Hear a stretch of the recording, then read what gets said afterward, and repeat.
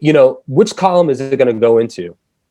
And once you can get that part squared, now you're working out of the highest and best use of your time, which will have a direct relationship with how much money you make. Like that was the biggest breakthrough, was time management, because we get programmed to be pleasers and to be service oriented people in our business, which makes you a slave to your phone, and it puts you constantly on the counter punching. Oh, email came in, gotta respond. Text message came in, gotta respond.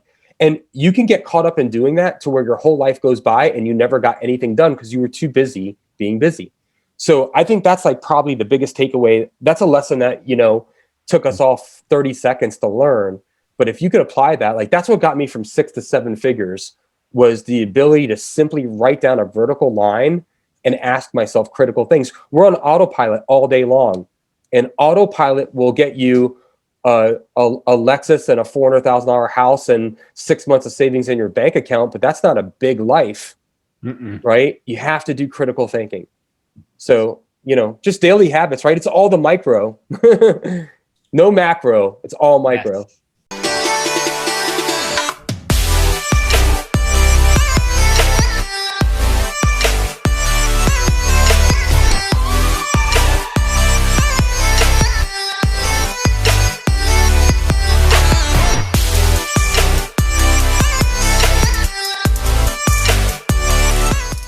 All right, welcome to another episode of Real Estate vs. Technology. I'm your host, Norman Kinsey. We have our co-host, Mr. Dan Gandy. Welcome, Dan.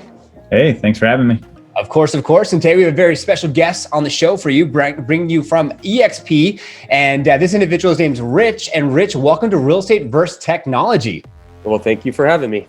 Yeah, of course. Before we aired on the show, you're telling us that you now get to enjoy the fruits of your labor and you're basically retired, which I thought that was absolutely amazing. And before we get started, we want to learn a little bit about, your business, when you got in the business, how long you've been in the business, and kind of where are you at today? So I'm in Charlotte, North Carolina, most figuratively, literally in Charlotte, North Carolina. I started in Florida, and I was an appraiser I dropped out of college. And my dad was an appraiser, and he was highly pissed off about that decision. So he offered me a job to save me from a life of manual labor. So I became a real estate appraiser back in '99. I was an appraiser up until I moved to North Carolina in 2005. And I realized that I had the least expensive car in every driveway. So I decided to get on the other side of the business, which is the sales side. So I started with Remax, and from 2006 to 2017, we sold about $500 million of real estate. I was a listing agent. I'm a terrible buyer's agent. I only talk people out of not buying houses. So I decided to get on the listing side. Love it. And it lent itself well to the appraisal background, of course. So anyway, and then I came over to EXP when I was 40 in 2017, and I started to build out sort of an expansion team. And now I have 1,550 agents in 9 countries. And Nice. We have a thing at our company called revenue share, where they share the revenue of the company back with the people that build it, if you choose to opt into that. And that's allowed us to have a bit more freedom, which led me to the pre-conversation of this. So wow. That is awesome. Congratulations on all your success, man. That's huge that you've got to a point where now it's like you're definitely working a lot smarter, it sounds like, and you have the opportunity to go where you want, do what you want. And I mean, 1,500 plus agents, like, kudos to you. That's huge. That's awesome. So kind of getting into a little bit more about like your business, kind of where you're at now. So, you've obviously had massive success with helping a lot of sellers sell their home. As of right now, kind of what does your business look like in regards to you just serving and supporting that team and that staff, and just kind of have like meetings to support the staff, and then you're just recruiting? Like, give us some context there. Yeah, good question. So I don't want to take too much credit here. I got to spread it out. I only brought 50 agents over to this company. Okay. They brought the other 1,450 agents. It's just kind of the way our model works, right? Compounding growth versus trying to scale a hero. Yeah. So what happens now is, I did 104 short sales when the market was bad. I had 10 hours of screen time, chest pains, gray hair, weekends, nights. I know what that all looks like. And I was honestly burnt out after doing that for 20 years. This isn't your like grandpa's job where you retire with a Rolex watch and a pension. Like we can't make it 40 years in this business if you're doing it at a high level. So I went to EXP to be able to build out a team that didn't have to suffer from the blind spots that antiquated teams had always suffered from. And with the ability to open up the map and to bring the best talent across internationally over here and all lean in together, it sounded like an interesting wave. It was like everyone grab your surfboard. We're going to surf the same wave together instead of competing against each other. So my daily responsibilities now are embarrassing to share. I don't know what to say. I mean, EXP is the broker in charge, so they have the liability. Yeah. They've got 5,000 templates out there for you to create your flyers. They have 600 people in the world to support your questions. We have Workplace, so as a village, it raises the child, right? So we have 50 to 100 hours of live education per week. We have all of the things that you're expecting that I might have to do. I don't have to do that. So I don't attract agents. I don't recruit agents. I got to 50 in about maybe 15 months. So I kind of took my medicine up front. And now I'm trying to make those 50 people as wealthy and happy as possible. So all of the work that I do is kind of supplemental, one-on-one coaching. And probably, I guess, the most primary thing that I do left at all is a few times a week, I'm brought in to close a big player because of where our numbers are. So, but I think developing other leaders and spending the last 44 months that I've been here doing that, I've been able to build a team that runs without me. I am sort of insignificant at this stage, which is exactly what we had aimed for. Wow. So I make pancakes and I drive my kids to school and I longboard down the street of my house. I mean, that's kind of what I've been doing more of. Dude, that is awesome. And I think for the viewers and listeners out there, it's great to hear that, because there's a saying that goes like, it's better to make 50% of 100 people's effort than 100% of your own efforts. And it sounds like you got to that place where you're at that next stage. You don't even have to, there's no, the 50. So do you still, like for the 50 you brought on, do you still talk with them, mentor them and work with them? Or is it pretty much them too? Like they're on their own and EXP and they have their own kind of. Yeah. I mean, I pretty much burped and fed everybody initially because I didn't understand leadership until I hired a coach. But essentially, most of them are so successful that they figured it out. I helped them figure it out and they did the work. But most of my people are doing so well on stock, revenue share, and sales that there's no reason to ever leave. There's nowhere to graduate after ownership. So, I guess essentially if we strip this conversation down, we're talking to one basic thing is called leverage, right? So you get into the business, right? And you're a buyer's agent because that's what you watch on HGTV and everyone likes looking at houses, right? And then at some point you're like, okay, I got to be the listing agent because that's the only way to win out every multiple offer situation, or that's the only way for me to get a vacation or leverage myself, right? So then you become a listing agent. And then when you're the listing agent, you're like, okay, I need buyer's agents to handle that. So now you're a team leader, which most of us are bad managers if we're good technicians, right? So then you're a crappy manager and you're going through that process. And then the next question is do I start my own brokerage? Like we did 43 million in 2017, which was half of the brokerage's volume. So I was like, listen, I'm going to go out there and start my own brokerage, which is all the things I hate. I don't want to be liable. I don't want to be behind a desk. I don't want to have to train agents constantly. I don't want to be the only one responsible for doing that in case they don't connect with me. And I don't want to be stuck in, a 28117 zip code because there's only 40,000 people in this town, right? So I looked at the EXP as kind of a platform or model where I could do all the things that were attractive to me and not have to do all the things or create all the things that were unaffordable or unattractive or beyond my bandwidth of knowledge. So it's just constantly a sort of a, an evolution of leverage. Wow. That's amazing. That's absolutely amazing. And I love the way that you've just scaled out even yourself. Obviously, you're taking advantage of technology, and everyone we've had on EXP talks about their downline and talks about these opportunities. And it seems like a no-brainer for someone to go in that direction if they want to be able to build a team and to be able to have a downline and be able to even potentially scale out themselves. So good job. Congratulations on all that. We're going to go ahead and mix things up. We're going to go ahead and give it over to Dan and let Dan take it away. So we're going to change up the camera angle. Dan, go ahead and take it away. And he has some series of questions for you there, Rich. All right, Dan, I'm nervous. Go ahead.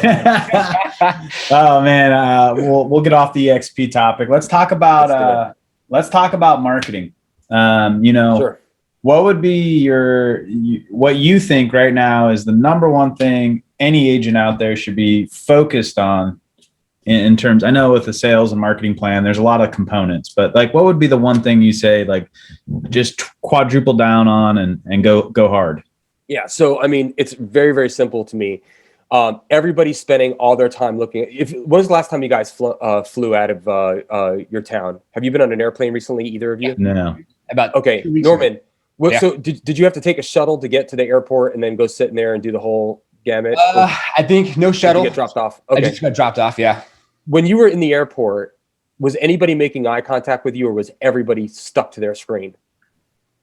Okay, so that's the only place. That's the only place to be. So if you're not, so social media, YouTube, with followed up by a contact manager is like the backbone of how you do this. I think if people get into a contact manager and put custom scripts out there and warm and soft touches along the way based on the personality of the, I would break my contact manager into the disc personality components. And for all my D's, I would be sending them market updates and fire, things that I'm doing, stuff like that. All my I's would be kind of what's going on in the world. And all my S's would be lots of touching and anniversary dates and stuff like that. And all my C's would be just hard data stats. And I would be sending through a drip management information. Because what happens is, like I got in this business when I was a young guy. I was like, I might've been 20. I don't know if I could have even ordered a beer. Right. So anyway, all the people that I had talked to from 20 to 43 is so much business that I'd have the largest team in America, but I failed to have a contact manager. So I think social media and contact managers is kind of like your shield and your sword for moving forward. Nice. No, it makes total sense. We always tell the best CRM is to have CRM. Yeah, it doesn't matter what you use, right? They're all virtually the same. Yeah, more or less. That's totally true. And this is a question I always ask, like the importance of branding and positioning yourself in your local market. Like, what are your thoughts on becoming that local expert and somebody that when somebody thinks real estate, that's you in the market? Yeah, there's two ways to do that. One, you could build out that brand and possibly when you're new, be an exception to the rule, right? A lot of bloviating and posturing and framing yourself as an expert. I get sick of that with realtors. That turns me off personally. The other is to be an example, live by example. So what I would start with is doing an amazing, solid job for every client that you have and building a referral network. I think that you have to sometimes go out there and project a little bit because when you're new, you have to start somewhere. But essentially, I think what I would be selling versus like lifestyle or that I'm an expert on a market that I just entered would be sort of my characteristics. I'm a hard worker. I'm honest. I'm a straight shooter. I give bad news as quickly as I give good news. And I'm really aiming to where at the closing table, we're on the side of the table that's smiling, not at the angry side. Right. And then I think finding your niche in the marketing, I did years ago, guys. I think I do have this here. I never even thought, I haven't pulled this thing out in forever, but like I did well, I got the screen on here, but I did kind of, I don't know if it'll show, but I did this advertising thing where I did no baked apple pies, no leased Mercedes, no guessing, a new approach to real estate. And, you got to find out whatever kind of voice you have and then understand that it's not going to connect with 100% of the people, which is not the point, right? I'm trying to find my tribe of people that like the business the way that I do it. I noticed, Norman, you had some tattoos on your arm. I had tattoos before they were popular, man, So like I was a tattooed agent driving a motorcycle. Like I live in the South. I sound this way. There was a lot of people that were not going to be attracted to my style of selling real estate, but everybody was attracted to honesty and someone who picks up their phone and somebody that's accessible, So I think the branding kind of has to be who you are. The question before that question really is should I be in real estate sales or not? And I think that's where a lot of people get frustrated. A lot of people are in this business and shouldn't be. They should be doing back end stuff for real estate teams or maybe lead generation or something that's more in tune with their talents. But you have to be an extrovert. You have to be a social gabber. you know, that type of personality to be able to find the business. What I find so often is that the personality that's so good at getting the business is not necessarily the best technician at doing the business. Unfortunately, that's so true. Yeah, unfortunately, in this business, the person who gets the business is the queen or the king. Yeah. No. Right. Yeah. So see it in all regards, and there's enough business out there, right? I think if you can narrow down like who you are, who your tribe is, how you deliver a message to them, how you stay top of mind and consistent with them. I think people are too fragmented. A lot of times when we have clients that come into our agency, they're like, yeah, I'll take business anywhere and I'll go anywhere and I'll drive anywhere and work with anyone. And I'm like, you're spreading your ad dollar, you're spreading your brand in too many directions. Like you need to create that focus that's going to lead to at least predictability. It may not be scalability, but yeah. Again, totally agreed. So like, to me, I look at real estate like as a triangle, right? So you have prospecting, which most people don't have the grit to get through, right? Yep. Like, you know, you mentioned the guy before this call, he obviously was good on the phones, right? So you have that, which is great because you could drop that type of person in any market and they're going to be successful in like 3-4 months, right? Then you have like the farming, like the geo farming on the phone or mailing out consistent, you know, paper ads or advertising in magazines, which I think are a waste of time, right? And then you have the third component, which is the social element, the social media, the videos, all that stuff. And I don't think many people are very good at all three of those. I would just say, you know, pick one thing and master it. And to your point, I don't care. There's so many ways that this works, but you have to be a master at one thing for it to break through. Yeah, no, it's totally true. Now, when I bring agents onto EXP, it's kind of it's an interesting, I try to identify what type of personality they are and where are they going to shine in terms of what are their strong suits. And there was one guy that I knew he wasn't going to be a good prospector, but he was still doing Grubhub to get his career started. And I was like, man, just hand out business cards. Every time you deliver food, hand out business cards, tell them, hey, if you ever going to buy a house, like hit me up, let's do this. And he's like, man, I just ordered another stack of business cards. It's been like 3,000 in the last month. I was like, it's all about different strategy. You just got to align it with your personality and connect with people. So yeah, it's really tough. So like, I mean, that's one of the, like, just to use that person as an example, you know, it's tough, right? So he's delivering food to your house and you have to trust him to sell the house that you're opening the door in. That's a big bridge, right? So I don't want to see on his branding him rolling around the hood of a Ferrari like a Whitesnake video. Like he's got to be selling that he's tenacious, right? So I mean, you know, like it's very tough. A lot of people get in this business with $500 in the bank and it just doesn't work. And you know, so I mean, it's, you know, even if you opened up an ice cream truck, you still have to buy a $20,000 truck, coolers, upfit it, and then drive around neighborhoods and burn through gas. I mean, you know, just because this is like one of the most affordable industries to get in doesn't mean you should get into it broke.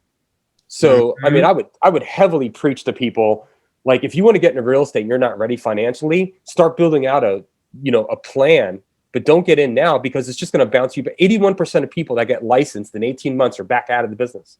Yep. So they don't teach you this stuff in school, right? So no one talks to you about this, right? Even revenue share, right? I mean, how hard is revenue share? It's hard. It's hard. Nobody says that, right? Yeah. It's not easy, especially if you're not bringing in. Easy. Yeah, it's not easy at all. There's no easy way to be a millionaire unless you're going to inherit it. Yep. So true. Yeah. No, totally true. Last question for me. In terms of technology, since this is real estate versus technology, what would you say? Is there any specific type of technology or anything that you're forecasting that is going to disrupt this market or enable agents to be more efficient and be able to deliver more transactions and relationships? Yeah, we have two debates going on right now. You have all the old timers, whichever age that I'm probably in that age group now, right? So we have all the old timers that are saying these young kids don't understand relationships, and they're right in some aspects. Mm-hmm. And then we have all these young people saying, listen, guys, it's all technology. You're antiquated. It's just it's happened. You don't realize that you're already out of business, right? And they're both right. So, I mean, to me, the hybrid model is having technology, lead generation, contact managers, being with a technology forward company, whatever that could be, using technology to effectively run your business on autopilot with predictive behavior and artificial intelligence. And then the other is to really care about people and make sure that you have relational equity with them, essentially. And, I mean, I think that you can go out there with a yellow pad and an iPhone and a pen and do $100 million a year. I really believe that. I also think that technology has changed this business so radically, so fast, to where we can't even predict where it's going to be in 36 months. So in this case, when I think about technology and how you would cope as an agent with technology, is you're either going to be fighting against Zillow or you're going to be an employee. So I think that's more of a question for broker owners. How do they combat Zillow? Because honestly, if they can't figure that out, our compensation pattern is going to change across the board. And it might not change in 3 years, but with technology is like just a fast forward button. So we just can't make any predictions. Yeah, no. I mean, fast, whatever happens. Not to go deep on a topic, but we see the National Association of Realtors starting to buck up and buy competitor technology, right? And they're trying to control. They're trying to control that. They sold us out. Yeah. They sold us out. Now they're trying to fix it. So the NAR, and I hope you're listening, whoever's at the NAR, you guys should be embarrassed, right? And I'm honestly ashamed that I keep giving you guys money so I can keep the word realtor in my designation. But the fact of the matter is that that's one thing I like about our company, EXP, and I'm not trying to do an EXP ad, because I would just say call Dan if you're interested in EXP, right? I'm not trying to pull people my way. But EXP bought Showcase, which has an IDX feed into 460 MLSs. We're creating a public-facing app that you will be able to search all MLSs, and EXP agents will have access to all MLS agents, all MLS markets. So, we have a plan to combat Zillow. But if I'm, Rich Tomasini Enterprises in Mooresville, North Carolina, I mean, forget it. So I think there's a place for boutique real estate companies and for very, very local knowledge. But essentially, he who controls the data and where they search for properties controls everything. And that agenda is probably different than the agenda of an agent trying to sell houses. And I think those two worlds are going to crash, and they're crashing already if you're paying attention. It's 100% correct. And I even see Google now trying to take that position. And it's just something to keep in mind, everybody, is that you're going to see a lot of diverging going on, and the battle has begun. It began 10 years ago. Yeah. If this is being talked about on a podcast, we're already, by the time it hits the consumer, which is the three of us, and then there's another layer of the consumer, which is the public. So we're the insiders on the outside. By the time it hits us on the outside, I mean, most of the battle's already been won.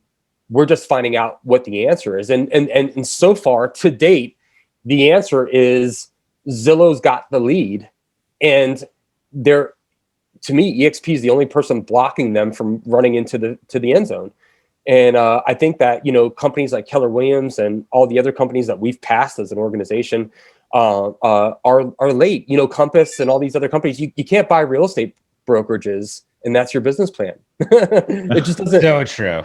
Yeah. So the business is changing radically. What I would say to agents, where this conversation is way broader than you want to go into because it's frightening, frankly, is make the money, get the hay while the sun's out. Like right now, if you're a listing agent, you are cleaning up, and don't make realtor related problems. Don't not file your taxes fast. Don't spend the money on new cars and new houses and Rolex watches, right? Like, save for that nest egg, because the market's changing, and the ripple effect of COVID plus the long, unusually long cycle that we've been in appreciation is going to create another opportunity.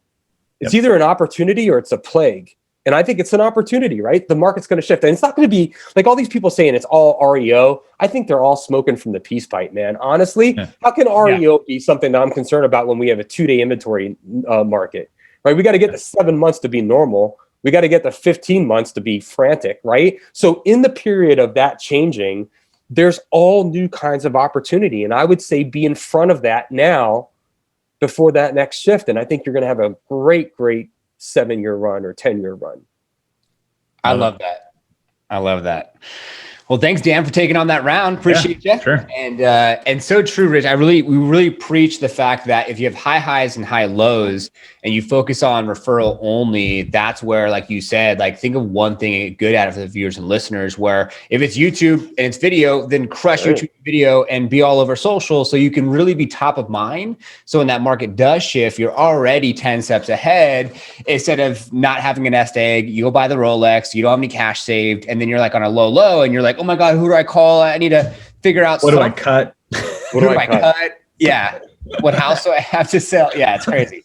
So I got a last couple of questions before we open up the floor to you, so then you can share anything with the viewers and listeners. So we know kind of how you feel about the whole expert thing. How do you feel about for real estate professionals out there as far as like kind of like farming? Like, I mean, that used to be big with the whole door knocking and sending out mailers and all that type of stuff. And I know you said just focus on one thing, you can have success with whatever you focus on and get good at. But did you ever do that in your day as far as really focusing on buyer farm, seller farm? No, but I brought over full brokerages here that are masters at it. So I got to learn it intensely recently. So first of all, when my cell phone rings, I'm like, oh my God, who the heck is calling me? Yeah. Like, why is this not a text? So if someone knocks on my door, my entire house hits the deck and we crawl to the kitchen so no one sees us through a window. I don't believe door knocking is effective, right? So I mean, farming to me is got to come through the mailbox because I'm still reduced to opening that. Right. So, or geo farming on my phone parameters of what's popping up in front of me. Right. So when it comes to farming, I do believe farming still works. I think that the best advertising is your name on a sign listed in someone's yard. So like if you were to extract me and move me to Utah, which was a fantasy that I had of moving to Utah, whether Utah would take me or not. I was looking at St. George until I saw the temperature in the summer. But I was kind of contemplating there, and I was like, okay, I could pull down a 5,000 home neighborhood and hit them every 3 days in their mailbox and just drop 20 grand a month until I force my way in. And I know that would work right now in 2021. We see people doing that. Wow. You know, so what people mess up with farming is they don't do it frequently. You have to do it to the point where they're like, this guy's got an unlimited advertising budget. Yep. Right. Yeah. So, you know, I think that you can buy your way into the business, just like you could buy your way into politics and buy your way into anything. And I think it's a good strategy because I know people that are spending 50 grand a month in Zillow and they're out to kill us. So if you were to spend, you know, $20,000 on farming, that's great. And knowing what I know now after decades in this business, I would put that on a credit card and bank on that working versus, you know, not succeeding and not spending money and going into a 9-to-5 where I have to clock my hours and trade dollars for hours, which to me is a death sentence. Yeah. A prolonged death sentence, right? Yeah. Definitely. It sounds like if anyone's listening out there, it's going to be a little bit of an expensive, you know, barrier to entry for that type of marketing play, but definitely something that could work. Or prospecting, Norman. Yeah. That's free. Yeah. Yeah, definitely. So last question I have before we open up the floor. I know you just released a book and some really cool things coming up, and we'd love to hear about that here in a second. But as far as the secret weapon, so you were primarily a listing specialist or listing agent.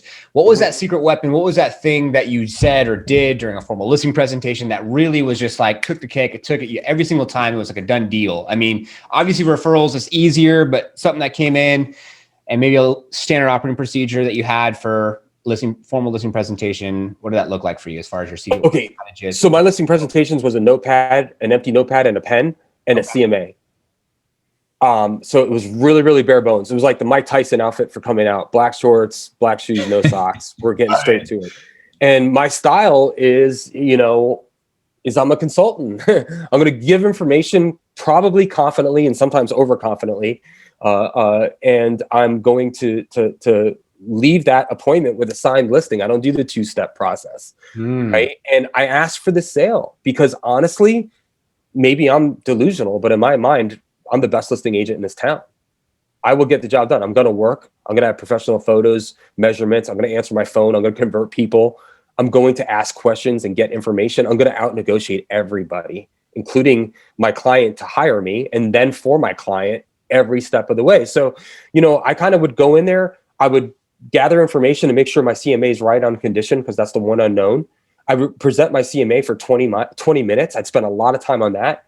And I never even talked about marketing that we're we're on 43 websites, or I'm I was number one at every company I didn't even talk about that. Wow. I spent all my time on the CMA. By the time we were done with that 20 minutes, there was absolutely no question whatsoever that I was competent enough to hire. The question is do you like me enough to hire me? So, we do a little rapport building in that process. And, I'm pretty intense generally, but when I used to go on listing presentations, I would probably be on the funnier side. And then the intensity would show when we got into the crux of what we're talking about. Mm-hmm. But I think that was kind of my style. I'm a firm believer in being a listing agent, period. In all markets, in any circumstances whatsoever, always a listing agent.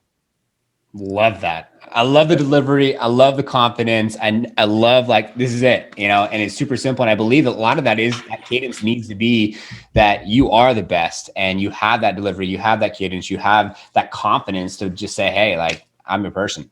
And I love how you started with the build, the know, like, and trust factor, a little bit lighter. And then you went in a little bit. Okay, now it's talking about business. Yeah. Here to go. That's how it works. So we're now at the part of the show where it's about what's going on. What's going on with you? We'd love to hear about your book. We talked a little bit about it before we went on the air. And then also, of course, is there any takeaways for our viewers and listeners out there that they can apply to their business as well? I don't want to plug anything for myself. I have zero agenda, no dog in the fight here.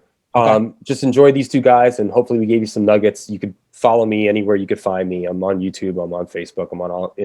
I haven't opened my Instagram app because it used to stress me out. So I haven't opened that for a while. I'm on one social media. I can barely stand that. But anyway, I think the takeaways is, this is your own business. So be careful about building someone else's brand. Build your, listen to Gary Vee until your ears hurt. Mm-hmm. And then when it comes down to your work ethic, do your time management. I write everything down on a white pad, and I write a vertical line right down the middle. And everything on the left side is things that only I can do. Only I can have relationship experiences, or go to lunch with a client, or an agent for me as a client, right? Only I can do creative marketing, or make my own Facebook posts that's my voice, or anything like that, right? Or cut my own YouTube videos, or do anything. Even critical thinking or education, only I can do that. And then anything else that I can pay somebody else $25 an hour to goes on the right side. And I rip that paper down the middle. I give the right side to somebody I'm paying $25 an hour to, and then I go enjoy my life on the left side. And I think that's maybe the best takeaway I can give you, because that's the full lesson. There's no part two. And it'll allow you to have your priorities right. This way you can go into battle in the morning, and by 12 o'clock, if you feel like just saying, all right, I'm going home, everything that makes you money has already been done. So you don't have to bring that guilt home with you. Wow. So just a suggestion. Yeah. No, it's a good suggestion. More people should do it every day. I love that too. I remember there's an exercise, something like that. And it was a company years back I used to work for, and they did the wood analogy. You take a piece of wood and then you draw the line, and the things that are holding you back and the things that are not holding you back. And you kind of what's holding you back, or is it the lack of you feeling like you can get what you want? And then you break it and get through it and yada, yada. I love that kind of, I'm about to do my line. Yeah. I mean, every single day, man, it's like, as soon as I get up in the morning, I got a pad of things I got to get off my mind. Plus, keep in mind, I'm older than you guys, right? So in your 40s, you actually have to write this stuff down sometimes now, which is very, very depressing. But anyway, which column is it going to go into? And once you can get that part squared, now you're working out of the highest and best use of your time, which will have a direct relationship with how much money you make. That was the biggest breakthrough, was time management, because we get programmed to be pleasers and to be service oriented people in our business, which makes you a slave to your phone, and it puts you constantly on the counterpunching. Oh, email came in, gotta respond. Text message came in, gotta respond. And you can get caught up in doing that to where your whole life goes by and you never got anything done because you were too busy being busy. So I think that's probably the biggest takeaway. That's a lesson that, took us all 30 seconds to learn. But if you could apply that, that's what got me from 6 to 7 figures, was the ability to simply write down a vertical line and ask myself critical things. We're on autopilot all day long, and autopilot will get you a Lexus and a $400,000 house and 6 months of savings in your bank account, but that's not a big life, right? You have to do critical thinking. So just daily habits, right? It's all the micro. No macro. It's all micro. Yes. Self-reflection. I absolutely love that. I feel like that's really what's going to help a lot of the listeners out there scale their business. We like to talk about standard operating procedures, KPIs, focusing on income producing activities, and really, dying by the calendar, staying true to the calendar, and not veering off of that. And I always say, hey, if you can't get back to an email or a text message or whatever else, because you're busy. And if it's obviously, you're a listing agent and you got clients listings, put out fires, fine. But I love that. Don't just be busy. Actually focus. Well, last thing, Norman, and I'll keep to our time, but if you're doing any real estate business, just have a transaction coordinator, because you don't ever want to do that. For $300 or $400 or $500, my God, I mean, we're making, thousands of dollars of commission. When you divide it by the hours, that could either be $100 an hour or it could be $5,000 an hour because you delegated all the hours, right? So like I tell everybody, be Tom Brady. Like, right? You just want to get the ball from your hands into someone else's hands, competently watching, making sure it happens to a result. Yes. I don't want to see Tom Brady running at 43 with, never great running skills, right? Yeah. I don't want to see him blocking. I don't want to see him kicking a field goal. I want to see him at the helm, getting the plan in place and getting safe as quickly as possible. I love it. Yep. Delegate. Love it, man. Rich, this has been a great episode. Yeah. Nice to meet you, Rich. Yeah. Likewise. Well, nice to meet you as well. I appreciate the focus, kind of like, this is what it is, this is what it looks like, and so on and so forth. Sure. We'll put your social media links down below. Also the book as well. So I'm going to plug you for you, because I know you're like, there's no, underlying anything here besides we want to serve and support and give back to this industry. Yeah, Norman, don't even plug me. Don't link anything. Let them do some work. If you're too lazy to find me and you've watched this and you like me and you can tolerate me, then you're not going to like me when we meet. Like, if you can't find me, then you got problems. Then we're not going to get along anyway. Funny. Yeah, we had an episode. It was our first ever second time having a guest back on, and we started off with, hey, if you're not too lazy, go ahead and watch the first episode, and then you can watch this one and get up to speed. But everyone's 3 seconds. I'm not looking for everybody. Yeah. Like, I'm looking for like unicorns. I'm on the same page. Well, Rich, thanks so much for being on Real Estate First Tech. Dan, thanks so much for co-hosting today. Awesome, man. Thanks to all our viewers and listeners, as it is our intention for you to take some of our episodes to apply to your business to have more massive success, and we will see you on the next one. It made it to the end. Well, thank you so much for watching Real Estate First Technology. We hope you found value, especially something you can apply to your real estate business. If you could do us a favor, we would appreciate it. A thumbs up. If you subscribe, hit the notification bell. You'll be notified for new episodes coming out, and comment below. What the heck did you learn? If you want to join our Facebook group page, there's a link right here. And if you want to be featured on Real Estate First Technology, send us a DM on our Instagram page. We'll see if we get you on the show. So, take care. Thanks for watching, and we'll see you on the next one.